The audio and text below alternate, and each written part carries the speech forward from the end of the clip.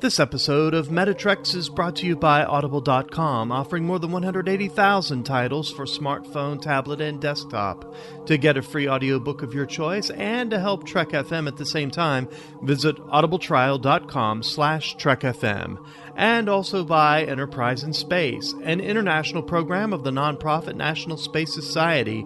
Find out how you can help science and education and become a virtual crew member aboard the NSS Enterprise Orbiter by visiting enterpriseinspace.org. Want to join the conversation and share your thoughts on this episode? Join the Babel Conference, our listeners group on Facebook. Just type BABEL into the Facebook search field. We look forward to seeing you there. This is Tim Russ, Lieutenant Commander Tuvok on Star Trek Voyager, and you're listening to Trek FM.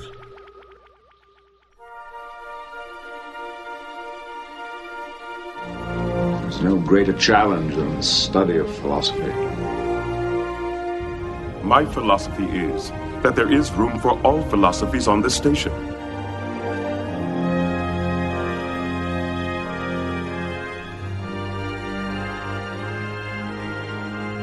Hello, everybody, and welcome to episode 95 of Metatrex, Trek FM's show on Star Trek and philosophy. My name is Zachary Fruhling, and with me, as always, is Mike Morrison. Today, we are going to be discussing philosophical themes in the Star Trek Voyager episode, Death Wish. Mike, how are you? It's been quite a while. It has been too long. I've been trapped in a comet. I'm not sure what all that was about, but it's nice to be free, and I want to live. You don't have a death wish? No death wish. No death wish. I'm just glad to be out of that comet. Well, we should say there have been lots of changes for both of us. You are officially a published author now. Your book, Hannah Goodhart and the Guardian of Time, has been released. I am teaching philosophy again at the local community college here at College of Eastern Idaho. So we both have lots of other things on our plates besides podcasting. No doubt about it. And look at us doing what we love, right? Isn't that the answer to any sort of suicidal death wish? Just find something you love and do it? I think you're absolutely right. I think Quinn from Death Wish and Voyager needed to just find a hobby or something. Yeah, he just needed some purpose. Maybe he should, graduate from writing a column in the Continuum newspaper to, doing a book or teaching a class. I mean, he is regarded as the greatest philosopher of the Q Continuum. I'm sure he could find a college to employ him.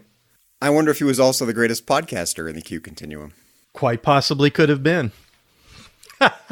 Maybe we should have him as a guest on Metatrex. It's easy to forget that Voyager was in the 1990s. If it had taken place like 10 years later, Quinn would have been the greatest blogger or the greatest podcaster or the greatest social media influencer of the Q Continuum.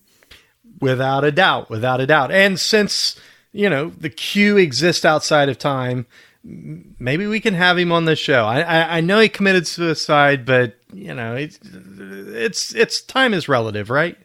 Yeah, that's a really interesting question. What suicide would even mean to a being that is essentially outside of time? Yes. I think that should find its way into our discussion. Indeed. I've been mentioning wanting to talk about Voyager Death Wish for quite a while now. And the genesis of this idea was that I was prepping for my intro to philosophy class that I'm teaching, and I was reading Nietzsche. And Nietzsche basically says that philosophers from Socrates onward in the Western philosophical tradition have essentially had a death wish. It's a type of escapism. From Plato's Forms to Descartes identifying himself as a disembodied thinking thing as opposed to his body, philosophers have had an enormous tradition of basically denying the fact of the matter of their own existence and essentially kind of longing for either the afterlife or to transcend the physical world. And Nietzsche wrote that off as an entire cultural death wish in philosophy. And it's interesting that Quinn has to drink I forget the exact type of hemlock. It was I'm looking it up. What kind of hemlock was it? He had to drink no-gotch hemlock at the end of the episode, an unsubtle reference to Socrates, right? So what's interesting to me about this episode is that it's often characterized as an episode about assisted suicide, should we allow euthanasia, that kind of thing. But I actually think it's a much deeper question about the meaningfulness of life and purpose, and it's more in the 20th century existential tradition of whether life is worth living in light of the potential meaninglessness of life in any grandiose, metaphysical sense, and a little less about the ethical question of suicide. As I watch it again and again, I find those kinds of existential questions about the episode way more interesting than the ethical dilemma Captain Janeway has about deciding Quinn's fate.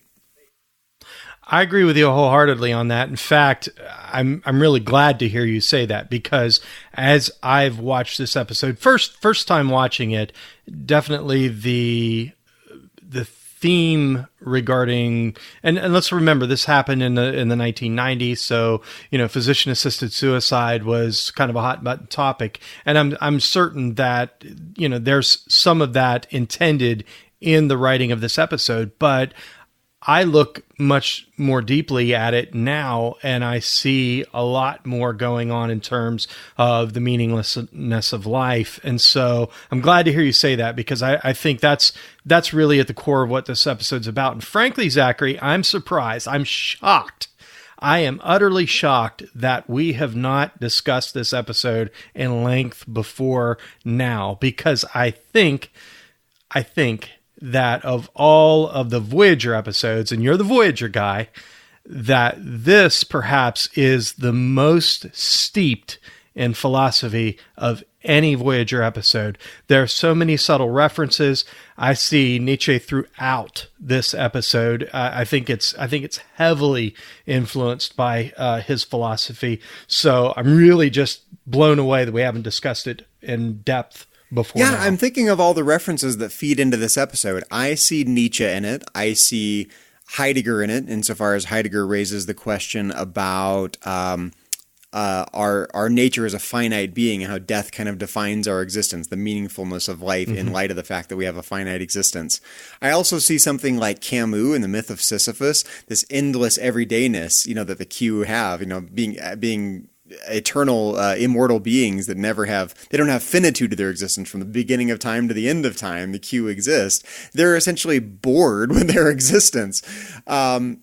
It's a really interesting question whether all of life is like that. Waking up every day, pushing your rock uphill, waking up every day, pushing your rock uphill. You get up, you go to work, you do your job, you do your hobbies, you record your podcast, day in, day out, day in, day out.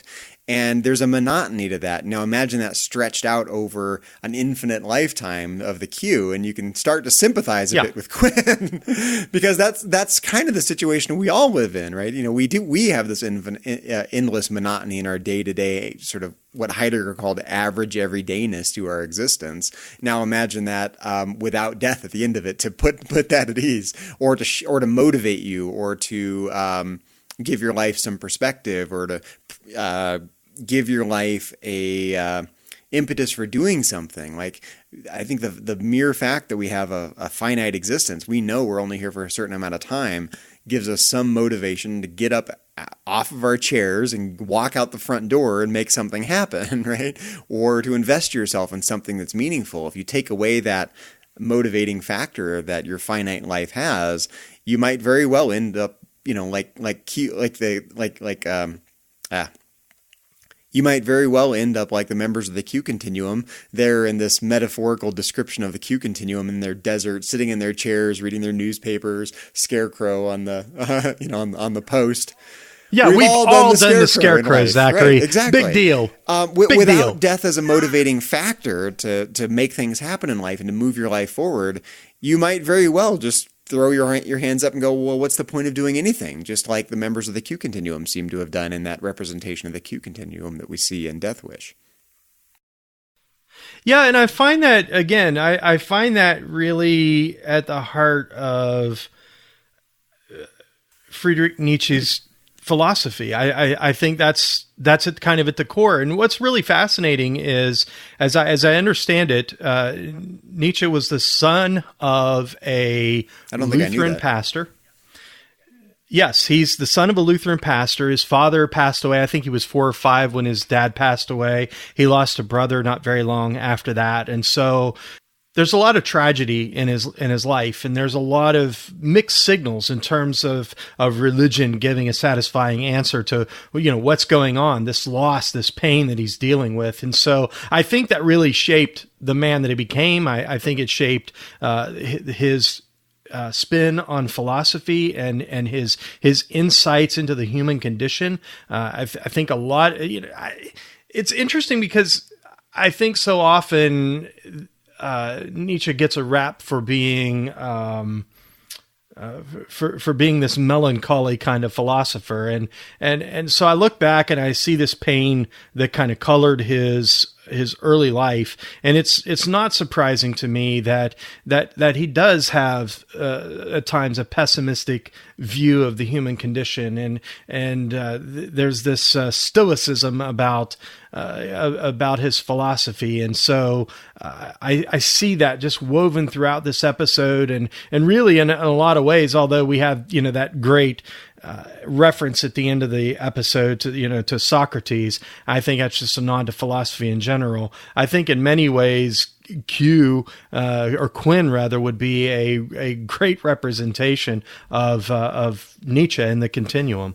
Well, in a way, both Q and Quinn, by the end of the episode, are essentially what Nietzsche would call a future philosopher, a philosopher that's able to transcend what he thinks of as this really negative part of Western philosophy, this kind of herd-like behavior that we have. You know, just a little bit of backstory on Nietzsche, but it's the part of Nietzsche that I find most interesting.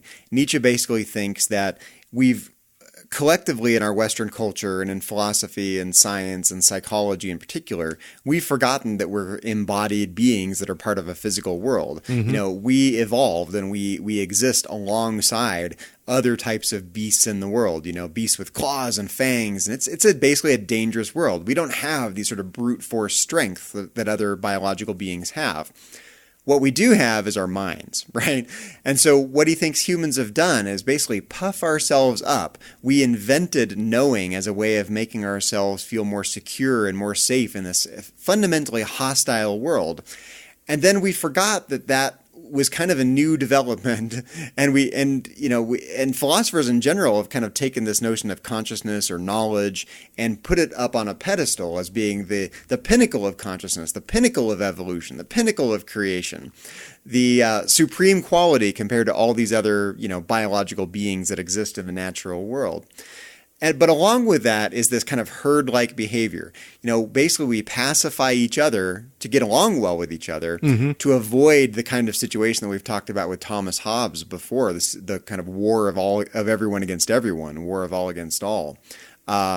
So we basically learn to play well with others. Yes. Right? We become herd-like, both in terms of our ethical behaviors. He thinks religion and morality were basically invented for the same purposes, you mm-hmm. know, to reinforce this herd-like behavior, to make us feel a little safer and a little more secure in a hostile world. And we also invented knowing and consciousness and these lofty philosophical and scientific concepts that we you know, modern people rely on. Even the ancients in Western philosophy, Aristotle relied on this, calling us the rational animal, right? Right. Nietzsche basically rejects all of that. He says, look, we're fundamentally biologically situated. We have a finite lifespan. We don't have direct access to anything platonic. We have our own biological needs and drives and desires. And philosophers collectively deny all of that and look to the heavens, you know, whether it's in terms of Plato's, immortality of the soul, or whether it's Descartes denying that he's, equated with his body in mind-body dualism. And because of that, we have philosophers have an enormous death wish. Yes. They basically want to escape the biological facts of their own existence and all of the baggage that goes along with being a genuinely biological being. So according to Nietzsche, there will be at some point what he calls future philosophers who are able to transcend this herd-like behavior that has plagued all of Western philosophy and Western culture. And not just philosophy, Western culture, Western science, Western knowledge, Western psychology, Western artistic movements, everything. And those future philosophers will be more artistic in nature, more individualistic, more counterculture. They will identify themselves as artistically and strongfully creating their own lives. In an artistic sense, and you're an author. You should understand this. Writing your own life as if you were the author of your own story. You don't want to write the same story as everyone else. You don't want to, Sure. write the same book that Joe author down the street is writing. You want to write something different. So being purposefully different and unique and having your own perspectives and defining your own purposes, going purposely against the herd is a part of what Nietzsche thinks it takes to overcome this Western mindset. Not even a return to an ancient mindset. It really is like recognizing that we all have our own metaphors and our perspectives and our own needs and our own situatedness. And because of those things, we write our own story. And to objectify things, to rely on objective knowledge or to rely on this, well, again, I keep calling it this, but I think this is what Nietzsche really thinks, this philosophical death wish that Western philosophy has had, is basically to be weak and herd-like and reactive rather than embracing the kind of being we really are, which is a biological being with our own unique subjective perspective on things. And future philosophers will embrace that subjectivity and their individual uniqueness in a way that he thinks all of Western philosophy has de-emphasized and in fact tried to escape from. So I think this little conversation that happens at the very end of the episode when Janeway tells Q, I imagine that the continuum won't be very happy with you, Q. And Q says, I certainly hope not.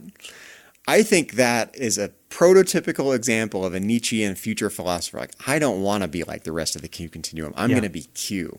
And that, if anything, is an example of Nietzsche's Übermensch. I think that completely is. It's not Übermensch in the sense that the Nazis used it. It's not Übersense in the sense of like Aryan purity or anything like that. It's an Übermensch in the sense of being your own strong individual, purposely different from the herd-like behavior of everyone around you. So again, I don't think euthanasia is actually the point of this episode.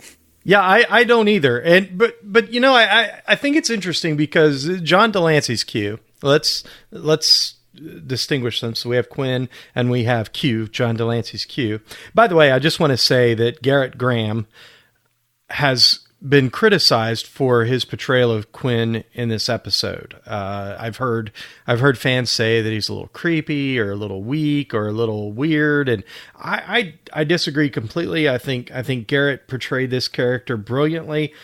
What a contrast to the Tosk Hunter of Deep Space Nine. So hats off to Garrett Graham for his portrayal of Quinn.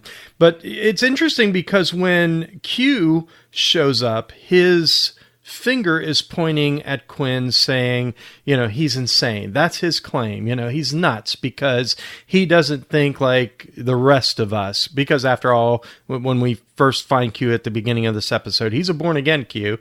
He's rank and file Q. He's a born again Q. That's what he says. He says, I've been born again. I'm a born again Q. So he's this rank and file Q, who by the end of the episode is back to the Q we recognize from TNG. He's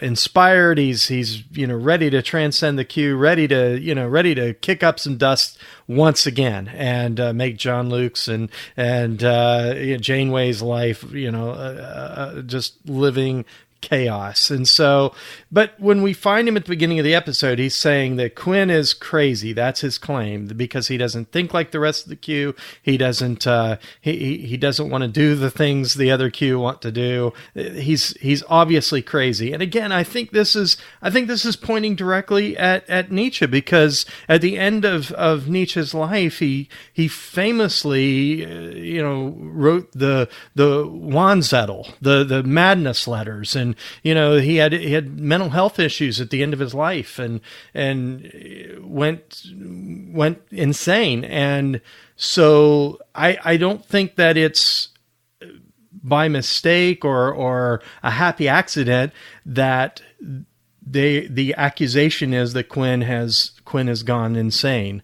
But to give Nietzsche a little more credit than that, Nietzsche was a philologist, and looking back at the history of Western culture and Western thought, he looked back at ancient cultures and said ancient cultures prioritized individualism. They liked the Julius Caesars and the Alexander the Greats, and it was very much in a conqueror sense, right? And maybe not in the cultural sense that he's trying to get at.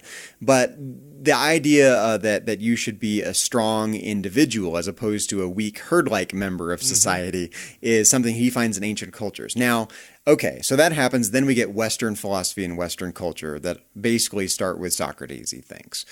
From there he thinks of as a pacification of all of our mindsets, all of our ethics, all of our religion, all of our beliefs about knowledge, all of our beliefs about how to function with each other in a society. In fact, I just did HR training at the community college I teach at, and most of it was things like, here's how you play nicely with a herd. You dress nicely, and here's how you type an email, and here's how you do this, and here's how you do that. And it's all very passive. Like, here's how you play nice with others. Nietzsche looks back at the history of Western thought and says, okay, so that happens and Western culture starts to take this kind of reactive passivity, herd-like behavior. But there are these rare individuals that come along seemingly out of nowhere that go against the grain. There are philosophers that reframe philosophical discussions. There are scientists like Einstein, and this is after Nietzsche, of course, but this is a great Nietzschean example. There are philosophers like Einstein who reframe all of scientific knowledge in a new way. They're not just working on their own little problem, taking things for granted. They're an emergent figure who reframes the entire discussion. There are artists. There are musicians. There are the Beatles of the world who change music forever, right?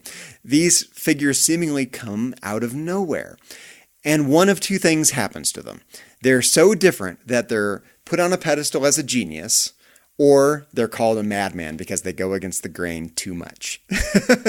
and that's and Nietzsche says as much. If you basically go against the herd, you're either a genius or you're a madman in cultural eyes. We either put you on a pedestal or we put you in a prison. Put a straitjacket on you.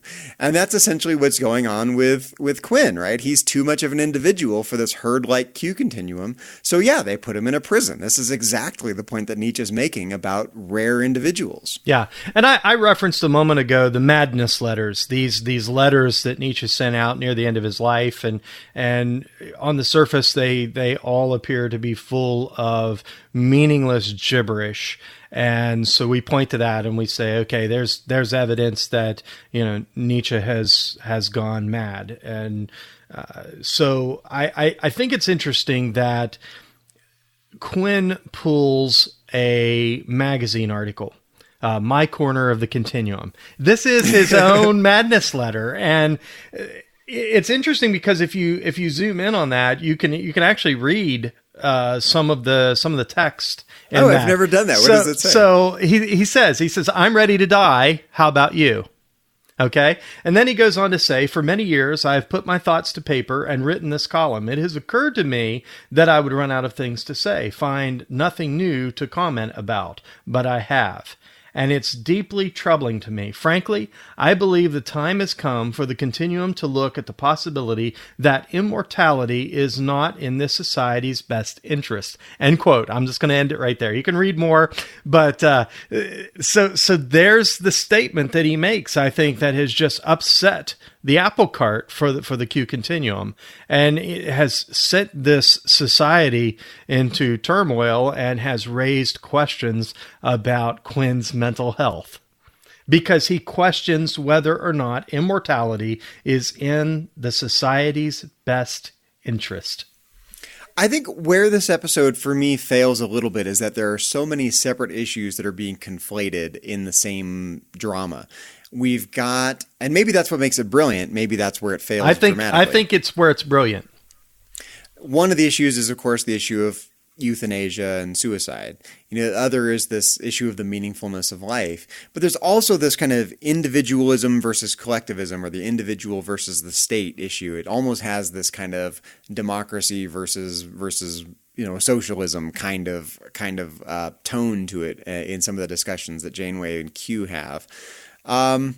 For me, I find it a little hard to separate those issues, and I don't actually find all of them as interesting. Like the individual versus the state, I actually kind of go, okay, this is such a vastly oversimplification of that kind of discussion that I don't actually find that part of the philosophy of this episode very interesting compared to the meaningfulness of life questions. Again, is that a good thing about this episode? Is that part of what makes it philosophically brilliant, or is it kind of just a sloppy conflation of these separate issues?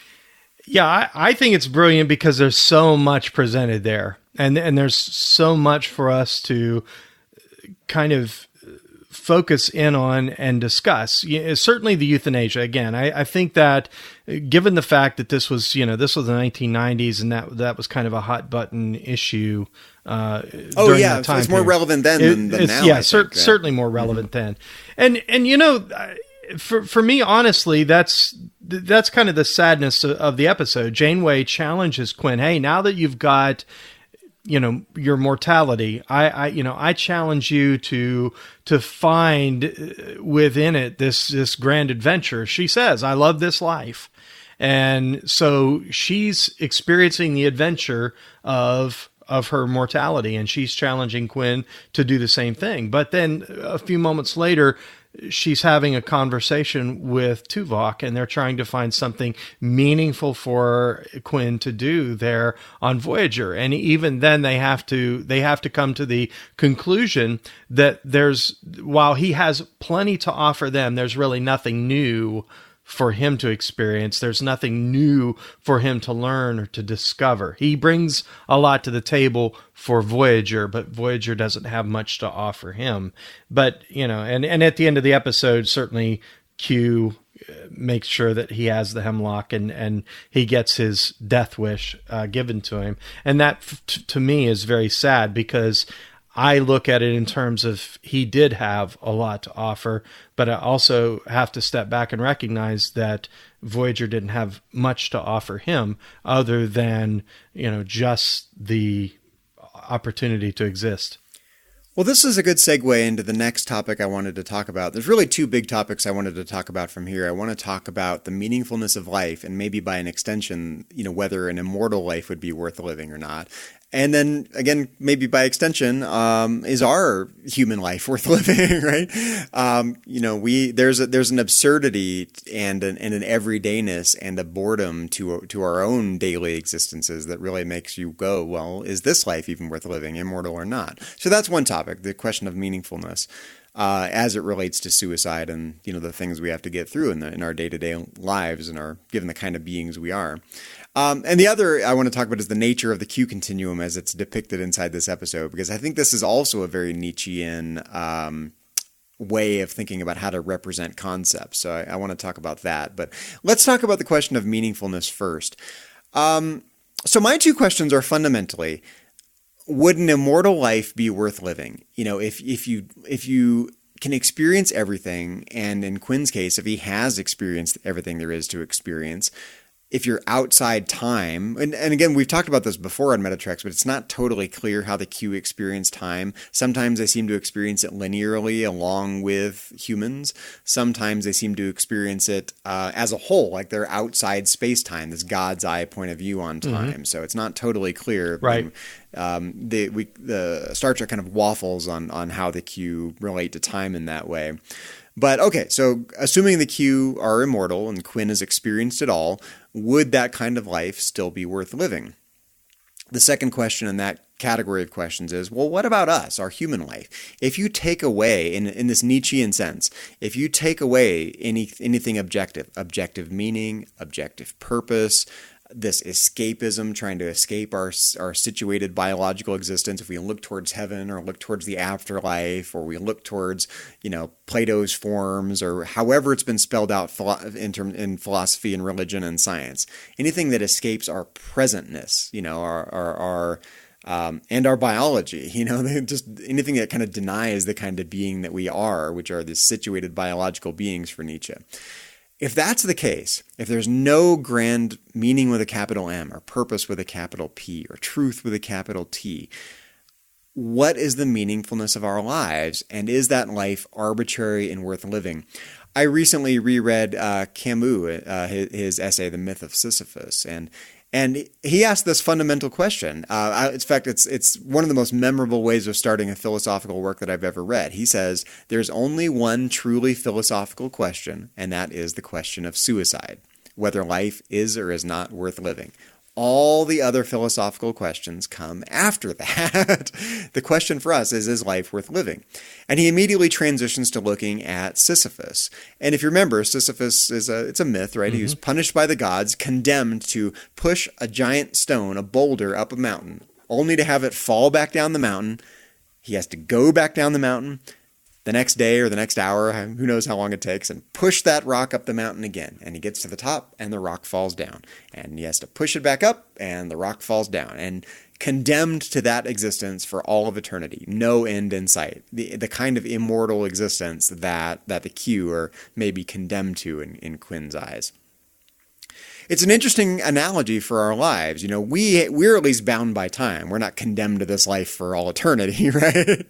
But even assuming we were, you know, if it's basically one stone after another, and I think from the perspective of immortality, you could look at anything you might care about, any project you take upon yourself, any work you do, anything you construct, anything you might learn, any new, whether it's relationships or family or projects or things you learn or whatever, they're all going to take on this Sisyphus-like quality in the long run. You've been there, you've done that, you've accomplished it, you got the rock to the top of the mountain, so what? You got to start all over the next day and do something else. And even the variety of things you might do, if you had an infinite amount of time, start to take on this mundane Sisyphus-like quality to them, in the fact that they just never end. You know, it's just one challenge after another. Even the novelty kind of loses its luster in that perspective. That's basically what Quinn's saying, that, you know, existence has basically lost its luster. Anything you might accomplish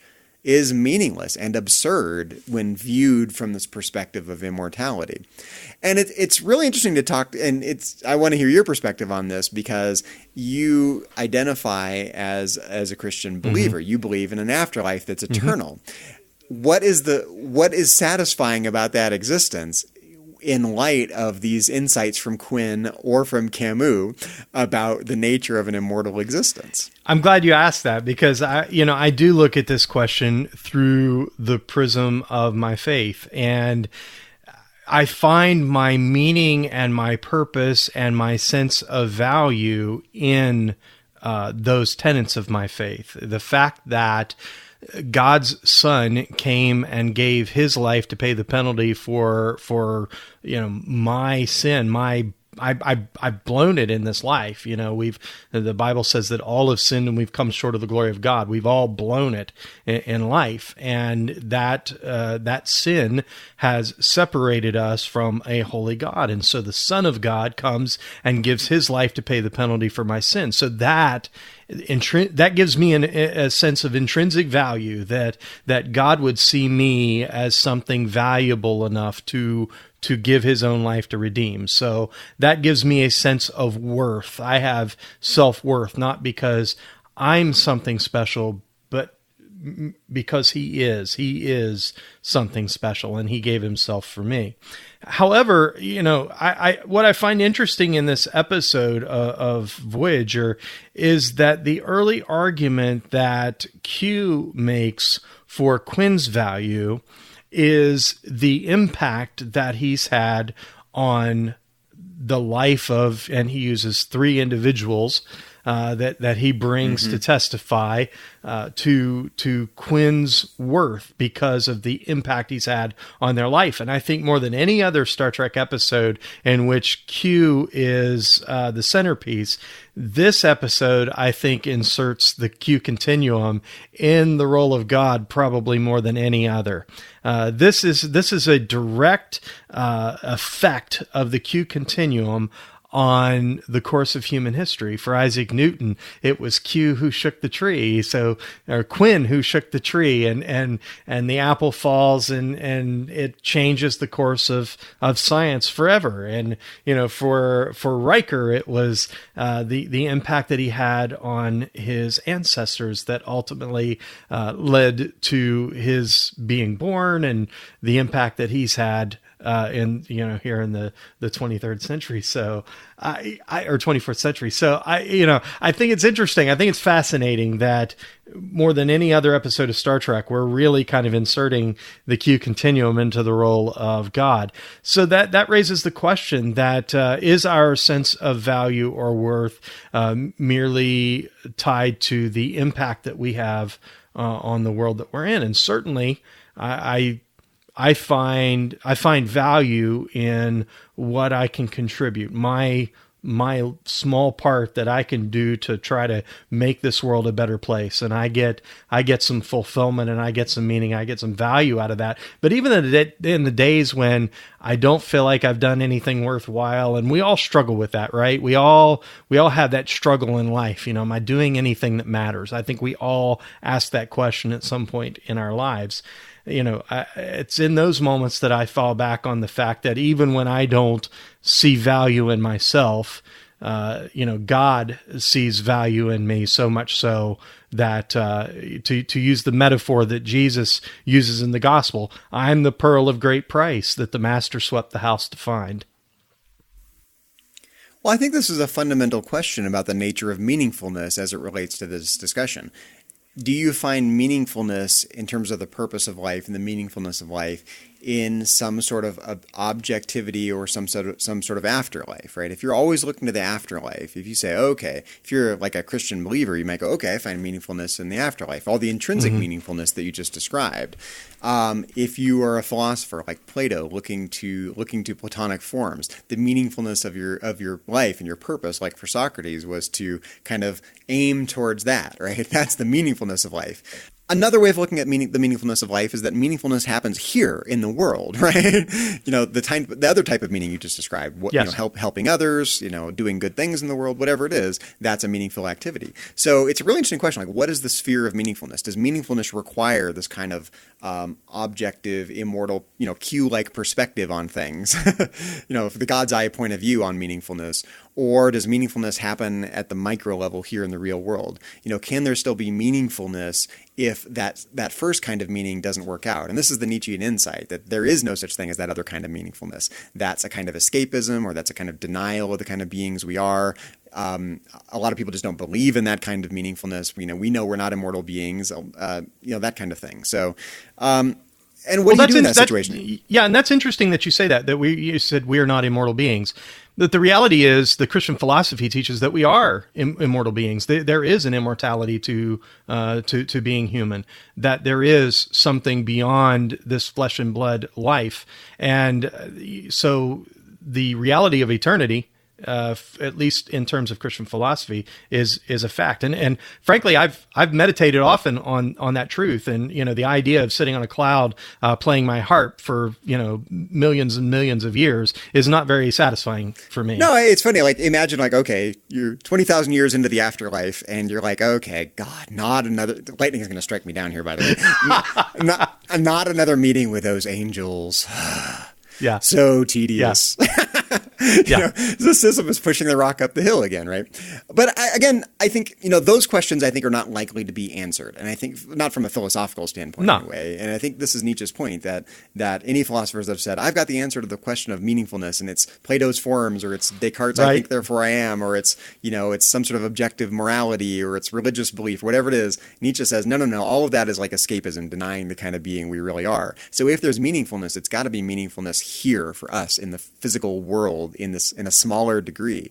And then it's like, okay, if we know we have a finite existence, Heidegger says a lot about this. Heidegger basically says we're finite beings, and that motivates us to care about things. We invest ourselves in projects. We're constantly sort of throwing ourselves into the future, imagining different possibilities for ourselves. And if we're authentic, we do that in a way where we do it in terms of things we care about. We invest ourselves in projects and relationships and things that give our lives meaning that in some authentic sense.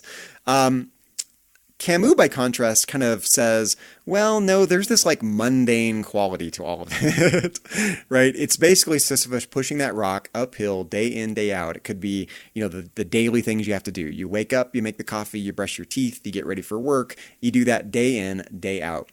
whether it's relationships, whether it's projects, whether it's podcasts, whether it's anything that you might do on the enterprise, all of that is going to have this mundane-like quality to it. No matter how important it is, the next day you have to get up and do it all over again. No matter what you've accomplished, you still have what's going to happen tomorrow. And it's got this kind of, I don't know how to put it, like a death of the salesman kind of quality to it, right? Willy Loman in Death of a Salesman. He really wants to be a salesman, but he's terrible at it.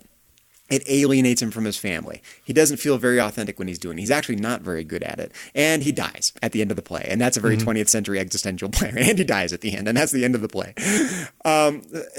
It's like the myth of Sisyphus without the immortality. It's like this is just what Heidegger called the average everydayness of our existence, right? Is there enough meaningfulness in the sort of physical, concrete, biological world we're in to overcome the existential dread of being like Sisyphus? Is that meaningful enough? Or do we keep looking to the heavens? Or do we keep looking to the stars in Star Trek? And Star Trek is just as guilty of this, right? Star Trek looks to the cosmos. It's not enough to sit on your planet and have meaning. You got to get out there in the cosmos. And that's going to be the savior of mankind. You could look at Star Trek and say that's the same kind of escapism, right?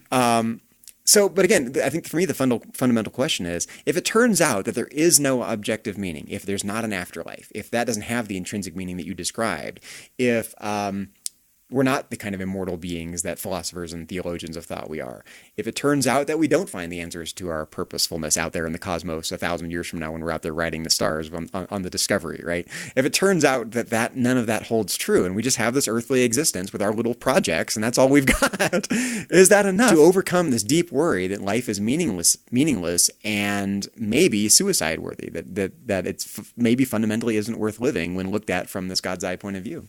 Yeah. Well, and again, from the perspective of Christianity, our value isn't in the daily grind of living life. Our value is found by looking at our lives through that God's eye view, through God's perspective. If I am worth redeeming, then that is where my value lies. And so that, Quinn doesn't really have that. Quinn essentially in this episode is God. So then we have to kind of ask the question, what if God decides that he doesn't want to exist? What does that mean? What does that mean for us? What does that mean for the universe? Well, in a way, theologically, that doesn't make sense, right? If you kind of take this perfect being theology that you get from medieval philosophy into the modern period, you might say that just doesn't make sense. If you think of God as a necessarily existing being, then God just can't choose not to exist, right? If he necessarily exists, he can't not exist, and that's the end of the story. And you could make the same point about Q. If Q is a necessarily existing being that transcends time, as opposed to all the finite, non-necessary beings here in space-time, in what way can a necessarily existing being will itself into non-existence? Like there's something fundamentally illogical about that. So that might be another worry about this episode, that the fundamental premise that a Q can commit suicide is deeply flawed if the Q are analogous to perfect being theology in Judeo-Christian theology. Sure. But that is part of the problem in the episode. Q in his omnipotent form cannot commit suicide. He has to be reduced to a mortal form, and in that mortal form, then he can die. And by the way, that's another one of those real neat, I think, kind of Nietzschean nods in this episode, is the fact that Nietzsche famously said, "God is dead, for we have killed him." Right? I didn't even think about that obvious connection. Yeah. So I think it's just one of those kind of Nietzschean nods in the episode. We're dealing with the death of God, and at the episode, God essentially dies. And so what does that mean? What does that mean for the continuum? What does that mean for Voyager? And so one of the things that I really appreciate about this episode is it does raise so many really interesting questions. Again, I'm not put off with, this idea that, there may be too much packed in and you might have some conflating of ideas, and I'm not put off by that. It's just so packed, so jam-packed that it raises all kinds of really interesting questions. Getting back to Camus and the myth of Sisyphus, at the end of the day, Camus basically says, we can't help but imagine Sisyphus happy. He gets, every day he gets up and he's got a project to do. He pushes that stone up the mountain. And maybe he's a little stone-faced, pardon the pun, as he has to, go back down the mountain every day. But he lives his life in terms of blissful ignorance, right? He accepts his fate, the fact that he has to do this day in, day out, and every day he can put a smile on and push that rock up the mountain. And basically says that's how we are. We get up and we put a smile on. We accept the fact that, there's an absurdity to human life. There's a lack of meaningfulness in a capital M, with a capital M, to all of our projects and all the things we care about. But nonetheless, we do care about them, and we put a smile on, and they make us happy. I've got my hobbies. I do podcasts and ham radio, and Haley's got her hobbies. She cross stitches and lots of things, right? And all of those things are in a way meaningless. They're not looking to the heavens. They're not looking to the stars. They're not looking to the afterlife, right? They're meaningful for me here, right now, in the moment, right? And if I start to dwell on them too much, I can go, oh my God, I just spent an hour on my ham radio. Oh my God, how meaningless is that? I better commit suicide now. Right?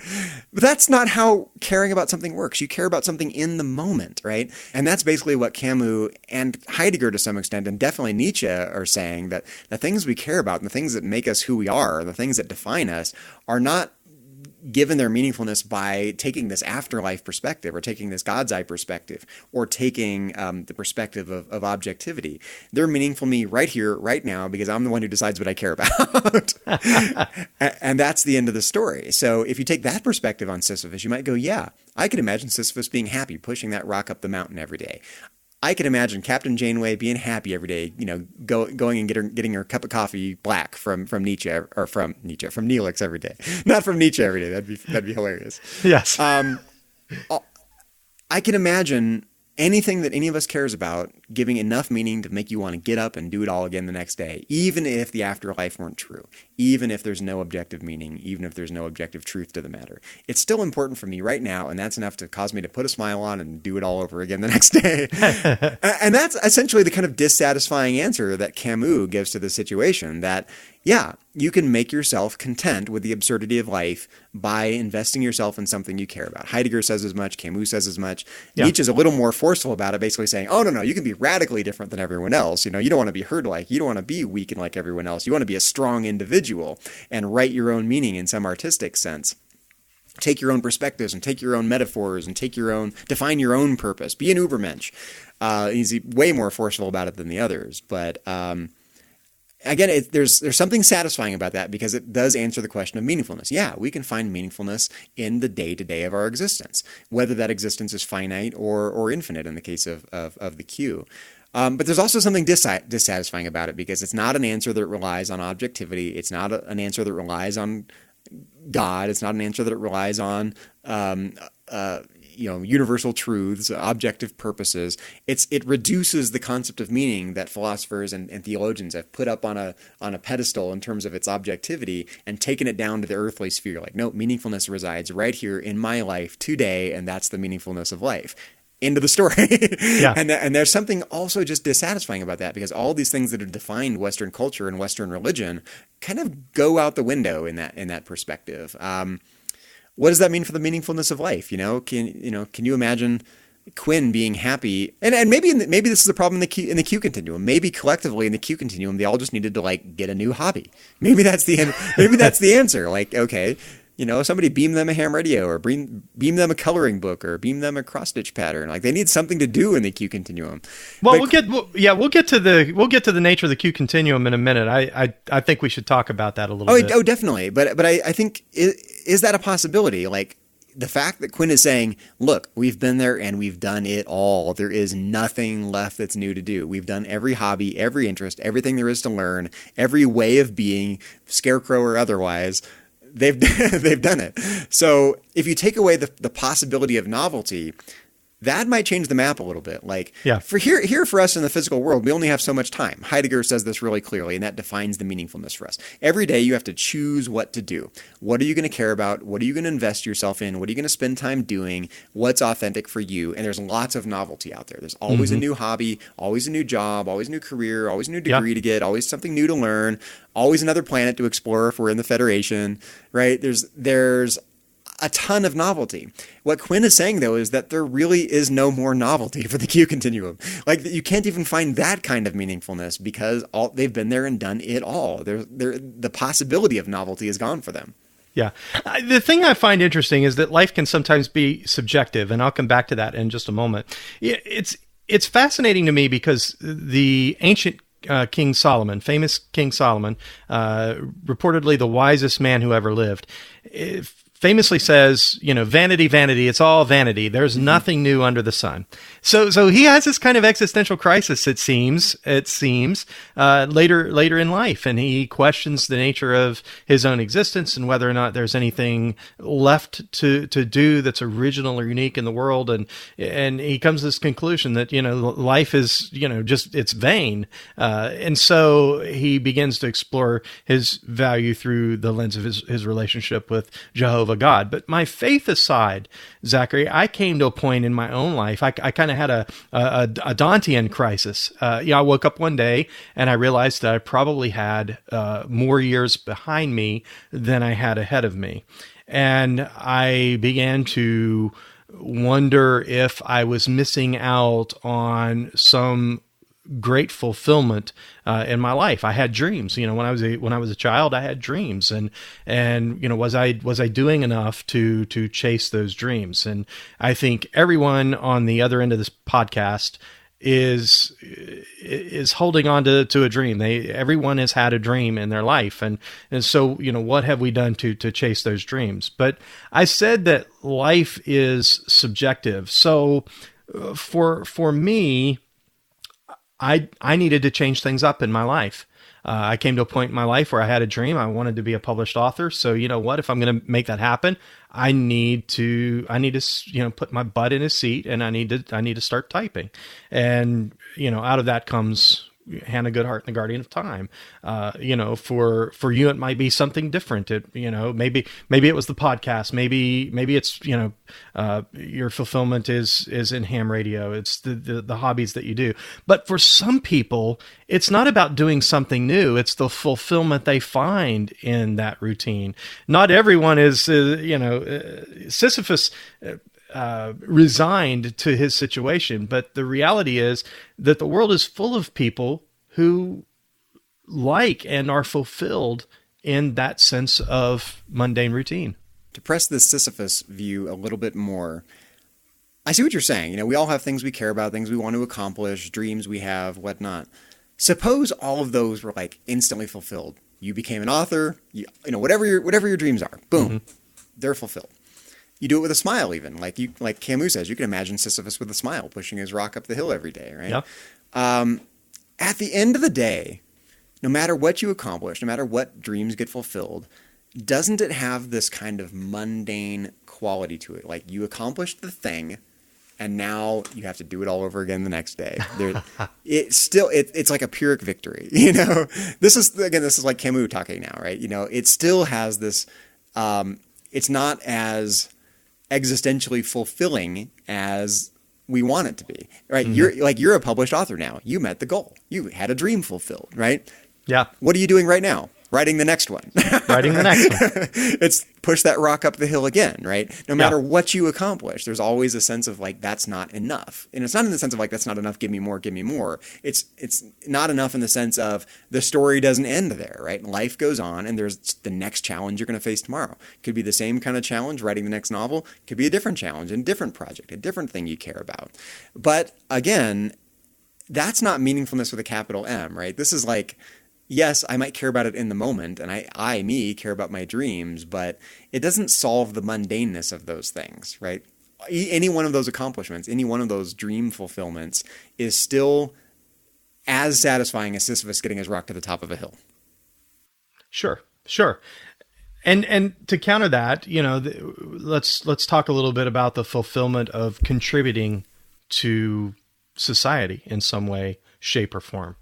I like to think that this podcast contributes to the entertainment of those individuals that choose to download and listen to it. And philosophical edification. Absolutely. I like to think that connecting with people through your hobby of ham radio is somehow fulfilling not only to you, but to the individuals that you connect with in all parts of the world.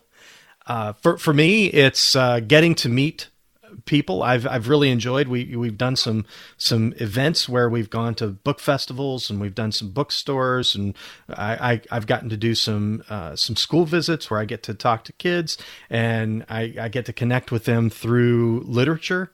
That to me is fulfilling for me, but I like to think that it's also fulfilling for the kid. And I can remember being on the other end of that. I can remember sitting in a classroom on a conference call. Back then we didn't have video chats. We did conference calls with telephone landlines. On a conference call with simpler times, with a songwriter talking about, crafting lyrics for a song and finding meaning in song lyrics. So I know that was inspiring to me as a child. So I like to think that, I'm doing something to help edify and inspire young people. And that can apply to virtually anything. Oh, I'm an educator. I completely understand. Absolutely. That's most of the meaningfulness of being an educator, is inspiring something in your students. They're going to go out and, do great things in the world, and, take whatever perspectives you're trying to help them cultivate. And absolutely. Yeah, you inspire them. For the chemist, it might be, finding a cure for a disease or a treatment for something. For you can go on and on. We can sit here all day and give examples of how what we do kind of contributes to society. And in TNG, they kind of have this conversation about how they work in the 21st century, not for wages, but for the opportunity to benefit society, to make life better. Or themselves, some sort of intrinsic meaning in improving themselves. Yeah, the human journey. Yeah. It's not meaningfulness with a capital N. Right. You're absolutely correct. Yes, and I guess that's fundamentally my point, that we're still in a very kind of existential interpretation of meaningfulness here. I also recently reread Marcus Aurelius's Meditations, which we've talked about on the podcast before, but it's interesting to read it in light of everything we just said, and especially teaching Intro to Philosophy again, and making connections between things that I hadn't thought about in some time, and this is a perfect example. Marcus Aurelius talks about the transiency of things, the ephemerality, the fact that the finitude of things. No matter what, and he was a Roman emperor. If anyone's going to be remembered, it's a Roman emperor, right? Sure. No matter what monument you build, no matter what you accomplish, no matter what empire you forge, in the long term, even those things decay, right? The pyramids are still standing for now, but give it another 1,000,000 years, or 5 million years, or 20 million years, or 1 billion years, right? Give it 10 billion years when our star isn't around anymore. No matter what meaningfulness you try to find, and you and I are both into genealogy and ancestry. Sure. We find that interesting. We share that interest in common. It's nice to think about, okay, leaving some sort of a legacy behind. I kind of inherit the legacy of everyone who came before me, whether biologically or culturally or in terms of ancestry, whatever it is, right?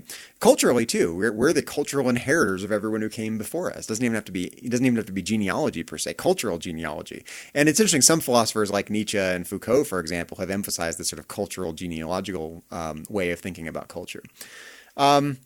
But even those decay, no matter what family tree you leave behind, in the long run, even that's going to come to an end. And no matter what monument you build, even that's going to come to an end. No matter what legacy you leave for future humans, no matter what good you do in the world, all of that will come to an end someday. The monuments will crumble and the people will die. Humans will die out. Even put it on a cosmic Star Trek scale. Suppose our star dies and we're out there exploring the galaxy. Future humans, whatever we evolve into in 1,000,000 years, suppose they're out there amongst the stars. Maybe they're not even like us anymore biologically. Maybe they've evolved so much that we wouldn't even recognize them. But even that's going to come to an end. The universe is either going to come to a big crunch or it's going to have a heat death and fizzle out, right? Yes. No matter what your answer is, it's eventually going to come to an end. Unless it's like a disembodied afterlife, right? If it's Plato's immortal soul, or if it's the Christian notion of heaven, or if it's something else, right? That's a different situation. But if we're not talking about that, whatever answer you have to the question of what legacy you leave behind, what difference you make in the world, is eventually going to come to an end. And Sure. This is as the Stoic standpoint. Like, imagine, all your friends dead. Now imagine, all of humanity wiped out in the future. Imagine all of your projects that you care about crumble to ashes, right? This is human existence from the Stoic standpoint. So get used to it, in other words.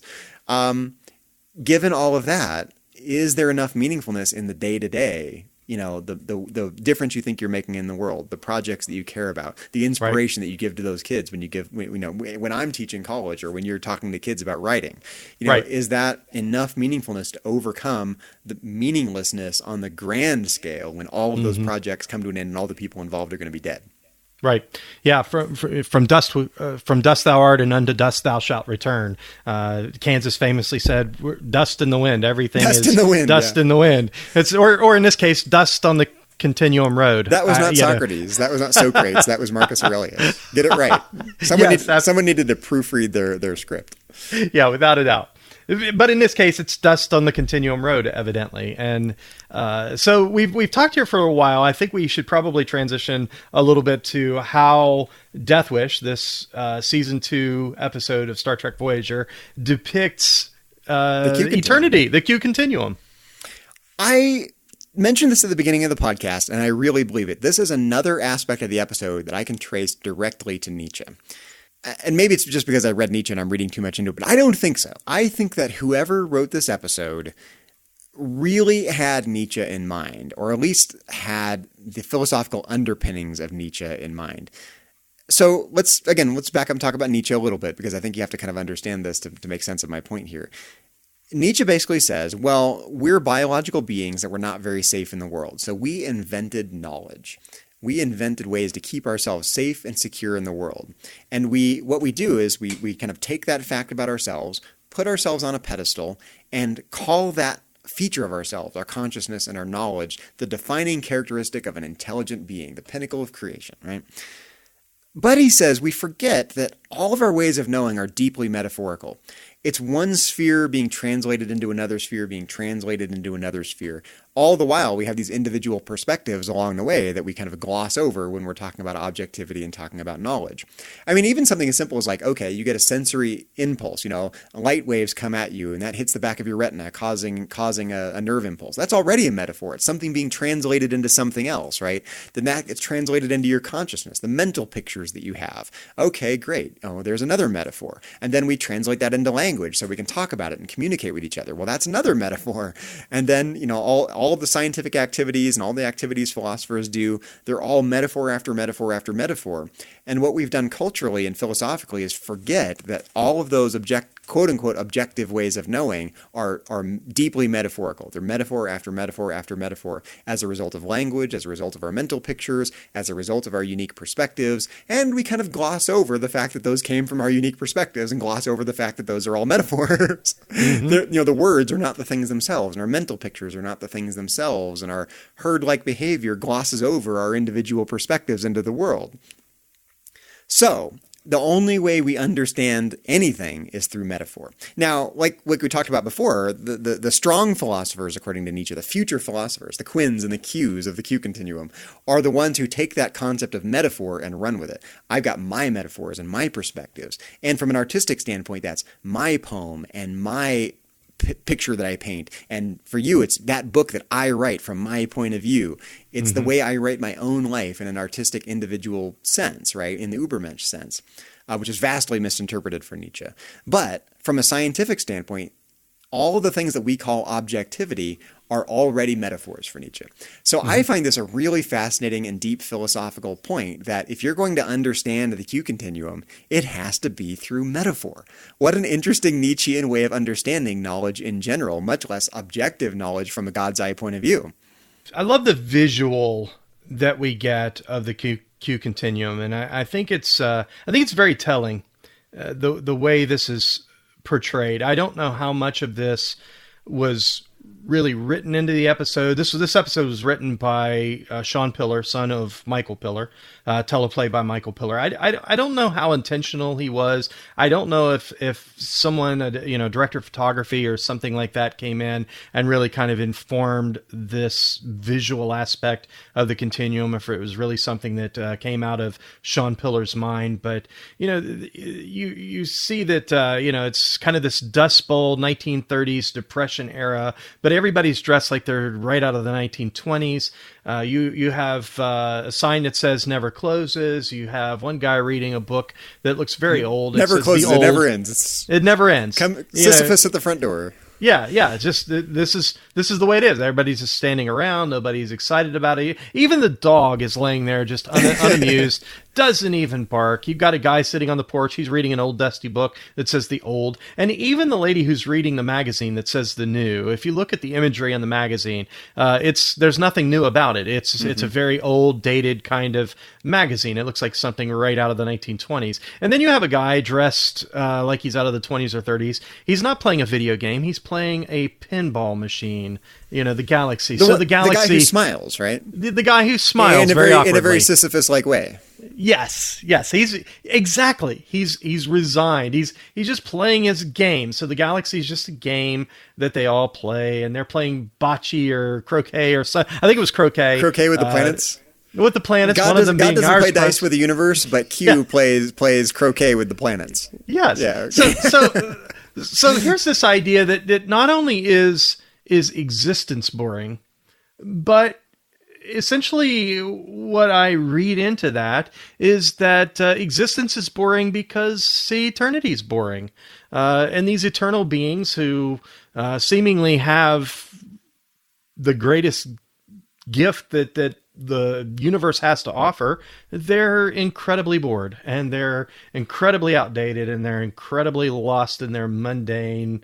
They're just pushing the stone uphill. Except for Q, because the contrast between Q and Quinn is interesting because they both have the same basic experience. They're immortal beings. They've done it all. Q's been the Scarecrow just as much as Quinn has, right? So why is Q able to overcome it? And it certainly doesn't bother the rest of the members of the Q Continuum, right? All the members of the Q Continuum that we see in this metaphorical description, they're pretty content, even if they paste a smile on, like the guy playing pinball, right? They're fine with it. It doesn't bother. And I know a lot of people like this, and you know a lot of people like this. There are a lot of people that this doesn't bother them at all. Like they get up and they go to work and they do their things, and they've got their relationships and their projects and their jobs and their lives and their families and their everything, and there's no existential angst to them whatsoever. They are perfectly content herd members, right? Them aside. Then we've got the Quinns and the Qs that are left in the universe, right? All of the herd-like Q members aside. Quinn says, this is tedious, this is angsty, this is meaningless, I've been there and done it all, there's no novelty, so count me out. Commit suicide in a very Q-like way. People do that here on Earth. I can't deal with the meaninglessness of it all. Put a gun to the head, right? People do this. And then there are the Qs of the world. Literally in the Q Continuum, but for us here in the world. They're the people that go, I don't care if there's no objective meaning. I'm going to be myself. I'm going to be different from the herd. I'm going to go, and for Q, that manifests itself in really unhealthy ways. He basically nitpicks in the universe, right? Or toys with the universe and, plays with it. The universe is his plaything. And I know people like that too. They're the people who are like, the world is my playground, right? I'm going to buy a sports car, or I'm going to, Mach 2 with my hair on fire all the time. Universe is my playground, right? No, that's one way. Kierkegaard, the Christian existentialist philosopher, called that the aesthetic way of being, constant novelty, right? But Q at the very end of the episode is like, I'm not going to be like the rest of the Q Continuum. I hope I make them mad. I'm going to be my own Q. And that is more than enough for Q, twirling his mustache to overcome the existential dread that is plaguing Quinn. Sure. I think it was the great 20th century American philosopher James Dean who said, live fast, die young, have a great looking corpse. Yeah, and I guess, what's the difference between that reckless way of treating the world as your playground and the authentic way that Heidegger or Camus or Nietzsche describes, being your own individual in an authentic sense? To me, that has very different connotations than I'm going Mach 2 with my hair on fire, or I'm, going warp 9.9 with my hair on fire if you're in Starfleet, right? If you're driving the Delta Flyer if you're Tom Paris, right? There's more subtlety to it than that. That's a very kind of vulgar way of treating the world as your playground, right? A more sophisticated way is, I'm going to be Q as opposed to the herd-like members of the Q Continuum. I'm going to twirl my mustache and I'm going to, be my own unique self, and Q Continuum be damned. Yeah. So I do find the aesthetics of the Continuum very interesting. the road that leads out of town and back into town, and just the overall aesthetic. And so for me, it causes me to ask the question, at least from the perspective of the writer, or maybe it's the director of photography, I'm not sure, but it causes me to ask the question, is this a critique of religion? Is this a critique of Christianity, or basically religious philosophy in general? Well, let's do a little comparative analysis, even inside the Star Trek universe. So let's count and consider the different ways that the Q Continuum is depicted in Star Trek. And maybe we can broaden it just a little bit to include the realm of the prophets in the wormhole in Deep Space Nine. Maybe. In Voyager, we get this depiction of the Q Continuum, the Desert Road depiction. We get the depiction of the Q Continuum as a Civil War battlefield, essentially. Yes. It's interesting to compare and contrast those two, both of which deeply metaphorical depictions of the Q Continuum. We also get the Next Generation depiction of the Q Continuum, right? We get the kind of white, hazy afterlife depiction of the Q Continuum that Q gives to Captain Picard. Which is somewhat consistent with Deep Space Nine. It's an Apple commercial. It's an Apple commercial. Yeah, okay. There will be iPhones in the afterlife. Good, I'm good. Okay. Right, I was worried about that. Are there other depictions of the Q Continuum that I'm forgetting about? Those seem to me, those are the three that I can remember off the top of my head. I think that a direct depiction of the Q Continuum, that's it. Well, let's think for a moment about how the realm of the prophets is depicted in Deep Space Nine. It's either hazy, like we've seen, or it's also metaphorical. It's done in terms of flashbacks, in terms of, cast of characters that are, that Sisko knows, but whom are serving as the voice of the prophets, and all of the imagery are metaphorical. Right. And in some depictions, it's very metaphorical, like when Sisko's mother is revealed to be a prophet. Right, that depiction, the sort of dream sequence that he has there is very metaphorical. The same kind of depiction that got the desert, and you've got the robes, and you got the whatnot, yes. Right? Very similar imagery. In fact, I don't really know why. I'm not sure if it's used for the same purpose, but. And again, I find it interesting that in all of these depictions, let's separate for a moment the white hazy Apple commercial kind of Q Continuum / wormhole with the prophets. But all of the depictions that we see, even in these flashback sequences with prophets in Deep Space Nine, you're going backwards. You're looking back. So it's almost as though there's an intent there to say that eternity is passé. It's old. It's ancient. Can I get that on a bumper sticker? Eternity is passé. Eternity is passé. If there were ever a Nietzschean bumper sticker, that's it. But seriously though, I think it's interesting that we have this kind of 1930s Dust Bowl continuum. We have the blue and the gray, the Civil War Q Continuum. We have these flashback kind of sequences where everything with the wormhole aliens is something from Sisko's past. It's his long deceased spouse. It's so on and so forth. His mother. It's whatever. It's always drawing from the past. And again, I wonder sometimes if there's an intent there to kind of paint eternity, or paint heaven, or to paint religion as something old, something past. I don't know about that. It's easier. we understand metaphors from the past. We don't, just like, someone from ancient Rome wouldn't necessarily understand an iPhone, right? There's a sense in which future imagery is already inherently incomprehensible. The past metaphors are easier to understand and definitely easier to come up with, probably. So yeah, I don't know.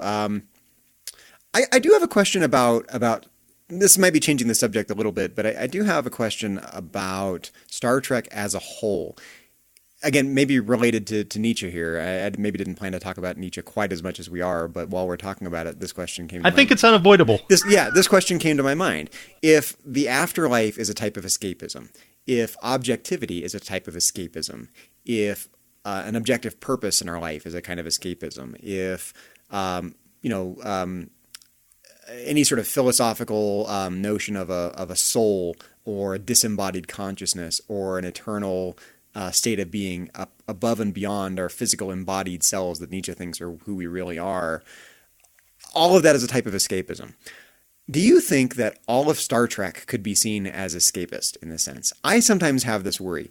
Here on Earth, we have problems. I've got problems in day-to-day life. You've got problems in day-to-day life. We've got problems in our local city. You've got problems in your local city. We've got problems in our country. Other people have problems in their countries, right? All of the sort of problems and challenges and meaningfulness and projects happen here. And so what do we do as Star Trek fans? We go, oh my God, I want to be out there traveling the stars, on a starship, away from this earthly life, right?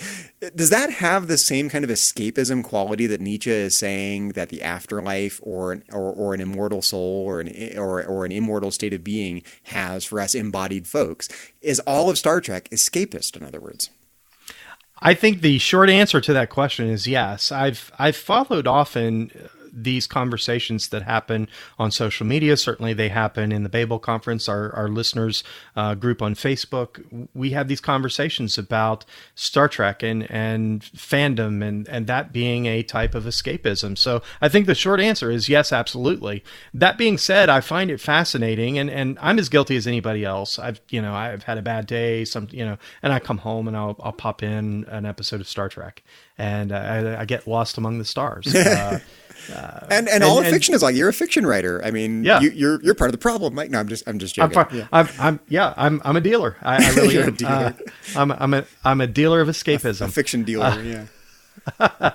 But the reality is, first of all, I believe that the world is a better place when pages turn and people dream.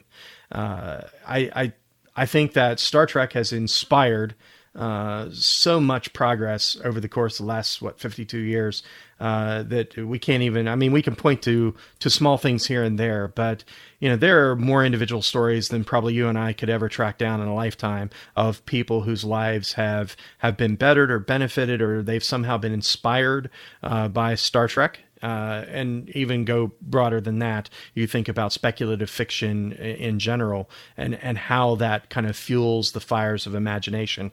So the short answer, again, to your question is yes. The thing that I find fascinating about calling Star Trek a type of escapism, I've had a bad day. I've dealt with some things during the course of my day that have gotten me down or they've stressed me out or whatever. And I come home and I pop in an episode of Star Trek and I dream of going among the stars. Zachary, think about this for a second. In the course of my day-to-day life, I am not faced with the destruction of my ship and the death of 1,000 people at the hands of Romulans. I find it interesting that we, that we're escaping in this thing that only presents danger. Well, I think there's a healthy type of escapism and there's an unhealthy type of escapism. I think if you're saying, oh my God, the world sucks, so let me imagine myself on a starship exploring the galaxy and pacify that existential worry of the world being so terrible, that's not very healthy. If you say, I really like the vision of the Star Trek universe. I like the way humans relate to each other. I like what we get from exploring the galaxy. I like what we see from the characters and, human nature. So I'm going to work to make that happen. I'm going to make my life better. I'm going to go get that college degree, or I'm going to go be an astronaut, or I'm going to whatever. I'm going to, even if it's something like tangentially related, I'm going to do my little part for the greater good of future humans, right? Yeah. And we don't often think of what we're doing in those terms, I think. But I mentioned I reread Marcus Aurelius' Meditations. He basically said as much. He's like, every day the birds and the bees and all the natural creatures out there get up every day and they do their part for the greater good of making their little tiny world an orderly place. And we humans can do that, or we can choose to be lazy, stay in our beds, comfy and warm, safe and secure, not taking any risks, not build anything, not doing anything, not approaching life in this constructive sense. But we can do better about that as humans. We can really build the Star Trek future if we want it to be that way. But it takes individual people saying, yeah, I might not be able to be a Starfleet captain, but I can build that for future humans. I can learn something new. I can get that degree. I can, relate better with others. I can become or help lay the foundation for whatever the future is going to be. I can help build it. Again, it's not in this grand monument sense. Like, you're not building the Roman Colosseum. You're not building a starship, but you're contributing your little piece of the puzzle. And in a very kind of collective sense, like, I'm an individual human and I can do my little part in my little lifespan for the legacy of future humans to bring something into fruition. Is that escapism? In a way, it's saying, yeah, the world today is not all that great. It should be better. It should be different. So let's imagine a better way of doing it. I think where it goes into escapism, if that doesn't motivate you to do something different with your life, then it's escapism. If that is a motivating factor, if it's like, okay, so because this is how I want the universe to be, here are the choices I'm going to make in my own life or in my little domain, my little sphere, my little lifetime, my town, my education, my country, my world, my projects, my whatever. That doesn't motivate you to do anything. I would say it's mere escapism. It doesn't have to be escapism in this negative sense. It could be just recognizing that the world isn't as good as it should be, and it's all up to us to do our orderly part, just like the birds and the bees do, according to Marcus Aurelius. Yeah, well, yeah, I think you have two types of escapism. You have a Reginald Barclay kind of escapism, where you're running away from something, and I've lost myself in Voyager. You've lost yourself in Voyager. Yeah, as Barclay says. Exactly. Barclay says that literally. It's a quote from Barclay. Yes, and then I think you have a Nog type of escapism. It was an escape for him at a difficult period of his life, and in that escape, he discovered that he wasn't as broken perhaps as he thought he was, and that he could still have a good life. He could still live a good life. And that was a very healthy type of escapism for him. Of course, referencing It's Only a Paper Moon. So I kind of wish we had more depictions of the Q Continuum. These are so interesting. And like I said, they're very Nietzschean. They're creative and artistic. From a filming standpoint, you have to make these interesting choices about how you visually depict these aspects of the Q Continuum. I kind of wish we had more of that. Maybe we need a new Star Trek series just on the Q Continuum, where it's just metaphor after metaphor after metaphor. Jumping. Maybe we'll get that. Maybe we'll get that in the Picard series. But maybe. I have to say, I'm really glad that they just didn't pull the trigger and do a bunch of CGI stuff. Of course, the technology was different then. I love the fact, I know I sound critical about these depictions of eternity, these metaphors in Star Trek. There's no harps in them. No harps in them. But I sound critical, but the reality is I find these interesting. I look at the little things like the road and the dog and I look at the scarecrow and I look at these little things and it makes me think, and I love that. Well, I love that about how they portray the Q Continuum. If you take any one of our lives, mine or yours or anyone else's, and take the kind of visual imagery associated with our day-to-day lives, if one of those had been the metaphor of the Q Continuum, would that be any different? This is Camus talking now. Doesn't it all just look like Sisyphus? You could take... just looking around where I'm sitting now, I've got radio stuff, I've got Star Trek stuff, we've got family stuff, okay, suppose that were the depiction of the Q Continuum. Is that any different or better than a desert road from the perspective of Camus and the myth of Sisyphus? I don't know. I think so. I mean, I get invested in things. We all do, right? But yeah, if you step back and take the QI perspective or the God's eye perspective on it, you might say, well, looks just as arbitrary and just as tedious as the desert as the desert road. From the perspective of objectivity, not from the perspective of being invested in it, from the objective perspective. Well, Zachary, I love the fact that your eternity and my eternity are equally eclectic and random. I love that. So I have a couple of other questions that came up, and I don't think we have time to dive into these, but maybe they're topics for future Metatrex episodes. One we already mentioned. What if God chose not to exist? Can a Q choose not to exist as a necessarily existing being? I kind of thought of that as paradoxical, and you kind of solved that for me. You said, well, in order to commit suicide, Quinn has to become mortal first, and then he can commit suicide. Oh, I never really, such an obvious point. I never really looked at that. I just kind of assumed that an omnipotent, omniscient, immortal being like a Q could go, boom, will himself out of existence. But no, he's got to become a mortal being first. That's an interesting resolution to that paradox. And I should say, I also find a fascinating parallel here, and it's loose, but I think I can make it without overly trying to shoehorn it in. I think it's fascinating that at the end of the episode, Quinn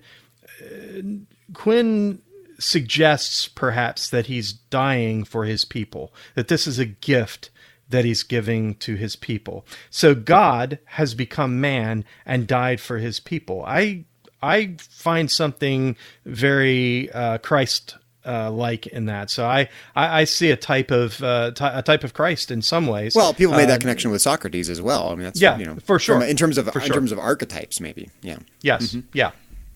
So I thought that was fascinating. Anyway. I really kind of wanted to explore the connection between this episode and Death of a Salesman a little more. We're ostensibly talking about philosophy, but I think this is a fascinating connection on the sort of qualitative experiential nature of our, professional, corporate, play it safe kind of existences that we all have. And I love that Death of a Salesman just ends with the death of the main character. So, we have Death of a Salesman, but we might as well have called this episode Death of a Q. And it's basically Death of a Salesman in space. I love that Q calls the other members of the Q Continuum that we see in this depiction of the Q Continuum happy people. Says, these are happy people. Look, and then the one guy smiles from his pinball machine. Yes. The most awkward smile ever in the history of smiles. But so is Sisyphus smiling, pushing his rock up the mountain. And to me, I just wrote down a question. Happy people. Isn't that the goal of all of us? Don't we want to be happy people? And every time I think, whether it's in psychology, whether it's culturally, whether it's in terms of, the goal in life, every time I hear someone say the goal of life is happiness, I kind of cringe a little bit. Like, do we really just want to be happy, pacified people like the members of the Q Continuum inside this episode? I'm happy playing my game, or I'm happy doing my ham radio stuff, or I'm happy doing my podcast. Is that really it? Is happiness... Doesn't this episode just show that there's a way of being happy that is still dissatisfying? Another line that stood out to me really quickly is that Q says, I believed in the ultimate purity of the Q. It's like, it feels like the writers were trying to make this kind of Nazi connection that people often make to Nietzsche, but kind of failed at getting that point across. It's something that felt really tacked on to me, and I'm not sure why Q had that line. I didn't see that necessarily the same way that you saw it. Certainly, I know that, there's kind of those Nazi connections that oftentimes historians try to make to Nietzsche. Oh, which is a bad connection because it's a huge misunderstanding of Nietzsche. Yeah. Without a doubt. Nietzsche famously argued against anti-Semitism. Mm-hmm. So yeah, it's a terrible connection to make. And the last thing I noticed, of course, I mentioned this already, but the hemlock reference, the no-gotch hemlock reference at the end, is an unsubtle reference to Socrates. And I can't help but say, it's not just about euthanasia. At the end of the episode, we were basically saying the Socrates-like characters are the ones who have a death wish. This wraps the Nietzsche angle up full, for me, hook, line, and sinker, full barrel for me. This is an explicit reference to Nietzsche's point that Socrates had a death wish. Yes. Is he a salvation figure? Is he more like a Christ figure? Is he more like a tragic Socrates figure? I think we can actually see both. I think we should leave our listeners, as we wrap up the episode, with Q's words at the end of the episode. Because we all have people in our life telling us this. If you go against the grain, you're going to rub people the wrong way. You're going to ruffle people's feathers. Play it safe, go with the flow. If you go against the grain, if you're too much of an individual, you're going to make people mad. And I love Q's response, I hope so. You know who else I could imagine saying that, actually? There's one other character in all of Star Trek I could imagine saying, maybe two. I could imagine Captain Kirk saying that, but I had more in mind here. I could imagine Worf saying that. I hope so. Very, very, very, I hope so. Yes, I kind of hear Worf's voice there. Well, Zachary, it's been fun talking about Death Wish today, but this isn't the only thing we've been discussing on the network. So here's a quick look at some other things you may have missed elsewhere on Trek.fm. Previously on Trek.fm, Earl Grey.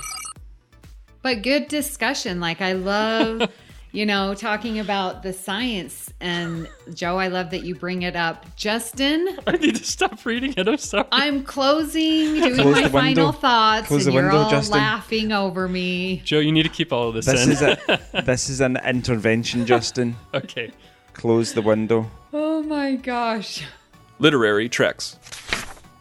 I talked to Bob Klein, who I had interviewed for Saturday Morning Trek, and he's like, yeah, come on over. Let's go look through my garage and see what we find. I'm like, okay. So I drive over there, and I was greeted to two, those fold-out tables that you have for, picnics? Two of those end-to-end with, 3 boxes, larger than file boxes, and, moving boxes size, and just papers and folders that all had Filmation on it just brought out. Standard Orbit. I bought it when it first came out. I played it for 2 or 3 days, and I went, "What is going on? Am I missing something? Is just I'm not a good player?" So, and then I checked on the reviews online, and everyone agreed that it was not a good game, and we were all correct. And introducing our newest show, The Line, a Star Trek Picard podcast. I'm so honored that I was chosen to pick Picard, and as a Next Generation fan, I mean, he was one of my favorite characters. And so I wanted to, and I know how he is extra special to lots of Star Trek fans beyond even just being the character he played on the series. And so I really felt a huge responsibility to try to give the fans something that was enjoyable, but and honored who he was, even though it was staying true to the fact that he is 20 years older. And that's what else is happening on Trek.fm. Check out these shows and join the conversation about your favorite corner of the Star Trek universe and beyond. You'll find us wherever you get your podcasts. If you're an Apple user, be sure to hit the subscribe button in Apple Podcasts on iPhone, iPad, Apple TV, or the desktop iTunes app to get the latest episodes as soon as they're published. And please leave us a star rating and written review. If you're not an Apple user, we've got you covered as well. You can find our shows on Google Play Music, Stitcher, TuneIn, Spreaker, SoundCloud, Windows Phone, and most third-party podcast apps. And you can always stream and download the MP3 file from our website or grab the RSS link as well. Well, we'd love to hear your thoughts on today's show, and there are many ways that you can mind meld with us. The best place to join in the larger conversation is the Babel Conference we mentioned in the podcast. That is our listeners group on Facebook. Just type Babel, that's Babel, into the search field on Facebook, and it should come right up. If you'd like to send us an email, you can use the contact form on our website at trek.fm/contact. Choose Message to a Trek FM Show and select Metatrex. That'll come right to us. You can also find the network on Twitter at TrekFM and on Facebook at facebook.com/TrekFM. Well, Zachary, when you're not doing the Scarecrow, where can people find you around the interwebs and on Trek FM? Doing the Scarecrow. It sounds like some sort of a dance. When you're not doing the Scarecrow, where can we find you? Well, you can find me elsewhere on Trek.fm as co-host of To the Journey, Trek FM's podcast dedicated to Star Trek Voyager. Speaking of Star Trek Voyager, you can also follow me on Twitter. My handle is just my name, at Zachary Fruhling. And Mike, when you're not busy smiling through the pinball game of life, where can our listeners find you on the interwebs and around Trek.fm? I sure play a mean pinball. Well, Zachary, you can find me on Facebook. That's where I'm most active. You can also check out Twitter. It's at cmichael1701. I'm also on Instagram, cmichael1701. My website, cmichaelmorrison.com or hannahgoodhart.com. Well, if you'd like to keep all our shows coming to you each week, you can become a patron of the network on Patreon. Visit patreon.com/TrekFM. That's patreon.com/TrekFM to get all the details. Perks include early access to episodes, exclusive content, producer credits, and more, available through our special patrons website, Patron Zone. It requires a great deal of time and latinum to produce, host, and distribute these shows each month. We'd really appreciate any support you can give us, and hope you'll join the team. Again, you'll find all the details at patreon.com/TrekFM. Well, Zachary, we'd like to take a moment to acknowledge the rest of the Metatrex team from around the network. Specifically, we'd like to thank C. Brian Jones, founder and publisher of Trek.fm, our executive producers, Matthew Rushing and Ken Tripp, our art director, Aaron Harvey, production manager, Richard Marquez, and our Patreon manager, Brandon Shea Mutala. We'd also like to give a special shout out to our associate producers, Patrick Devlin. You can connect with him on Twitter at MagicDrop5, Kay Shaw, she's at Choco Weeble, our friend Norman Lau at Starfighter1701, and Mark Walker at Mark74656. Speaking of Voyager. And Zachary, we'd like to once more invite our listeners to discover more about our sponsor, Enterprise in Space, a project of the nonprofit National Space Society. Visit enterpriseinspace.org to find out more and to get your seat on the mission.